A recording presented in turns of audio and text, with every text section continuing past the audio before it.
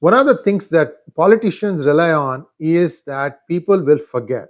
But this is the biggest weakness of the people, and this is the biggest strength of the politicians. The NDA wants to move forward. The Indie Alliance wants to stop, not allow the parliament to function, create ruckus using one issue or the other. But wait, the amount of issues that the indie scam members have is far more than what the BJP has done.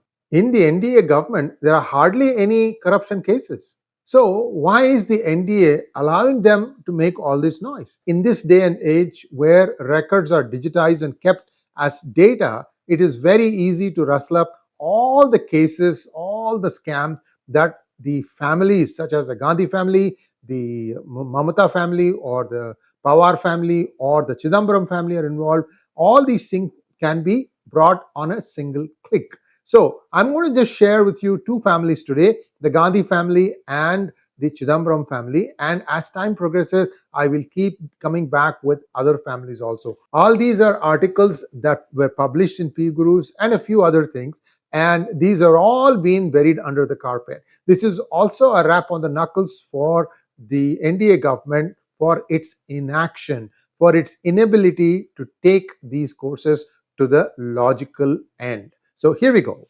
Gandhi family scams. I mean, this is a very short, it's not a complete list.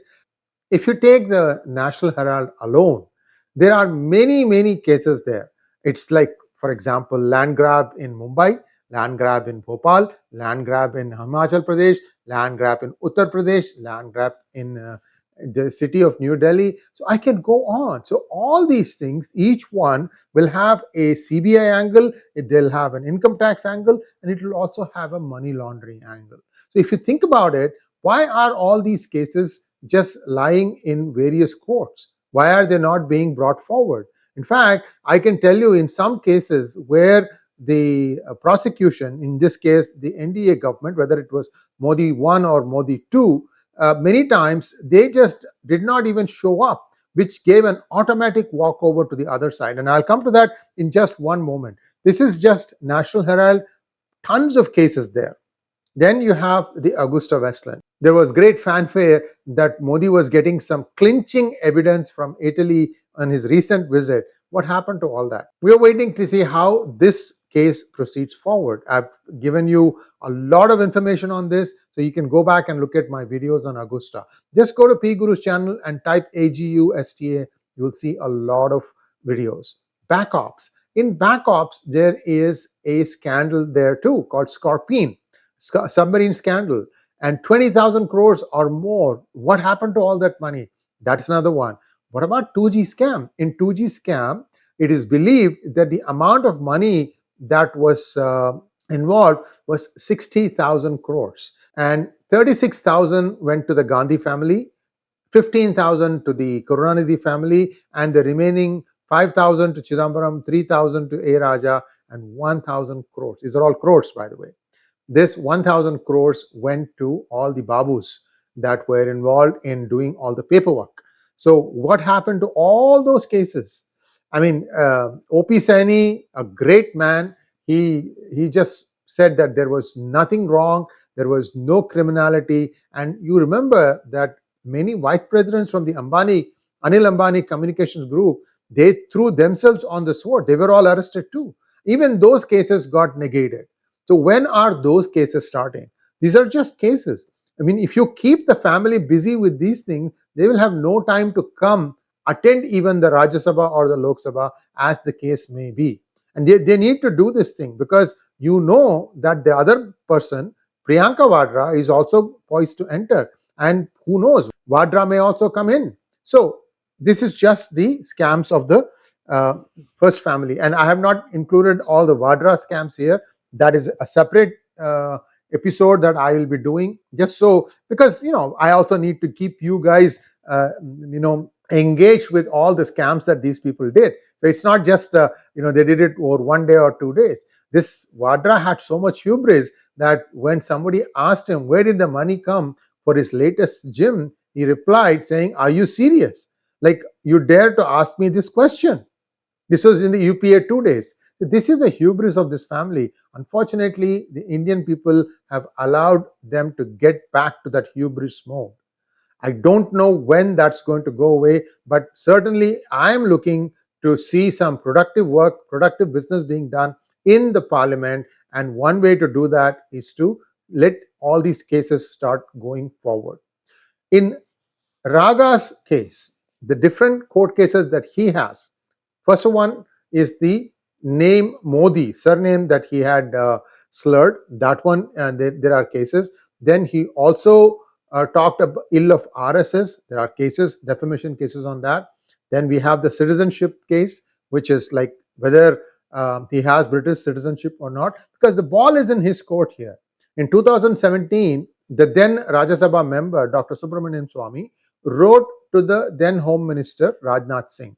And in turn, Rajnath Singh, after 18 months or 20 months, 18 months or 20 months, in turn, he wrote to Rahul Gandhi in April 2019, that was before the elections, asking him for an explanation.